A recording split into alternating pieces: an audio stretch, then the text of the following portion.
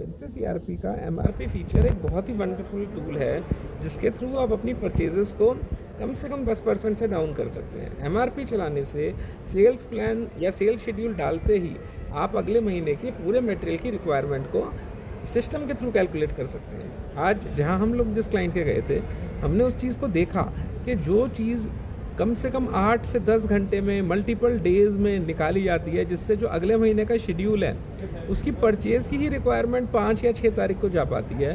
अगर हम ईआरपी के थ्रू करेंगे तो विदिन 2 मिनट्स आपको पूरे परचेज़ की रिक्वायरमेंट मिल जाएगी एंड 100% एक्यूरेट, जिसमें आपका स्टॉक भी कंसीडर होगा, WIP भी कंसीडर होगी, पेंडिंग PR भी कंसीडर होगी, पेंडिंग PO भी कंसीडर होंगे, मटेरियल अंडर क्वालिटी भी कंसीडर होगा। तो सोचिए, मान लीजिए आपके पास 500 आइटम है SKU, उनमें लगने वाले चाइल्ड पार्ट हो गए लेटेस्ट से टोटल 700।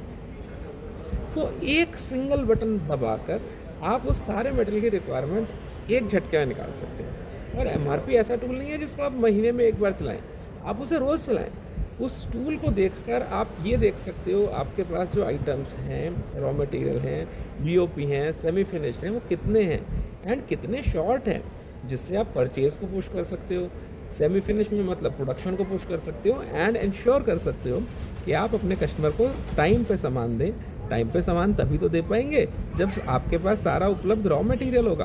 तो फिनसिस का MRP फीचर यूज़ कर आप ये सारी चीज़ें बहुत ईजीली कर सकते हैं, जिससे काम में एफिशिएंसी बढ़ेगी। सिस्टम पे डिपेंड होएंगे। जब ये नेचर आवाज़ जाएगी कि हाँ हम तो MRP से ही काम करेंगे, तो लोग अपना स्टोर स्टॉक भी ठीक रखेंगे, WIP स्टॉक भी ठीक रखेंगे, क्वालिटी भी टाइम पे होगी, बॉम्ब भी सही रहेंगे, सेल शेड्यूल भी टाइम पे डलेगा। तो इस एक फीचर को यूज़ कर आप अपनी पूरी फैक्ट्री को सिस्टमैटिक बना सकते हैं एंड सिस्टमैटिक वर्किंग ही आज का मेन बज़वर्ड है। तो आप इस फीचर को यूज़ कर बहुत बेनिफिट उठा सकते हैं, ज़रूर करिए।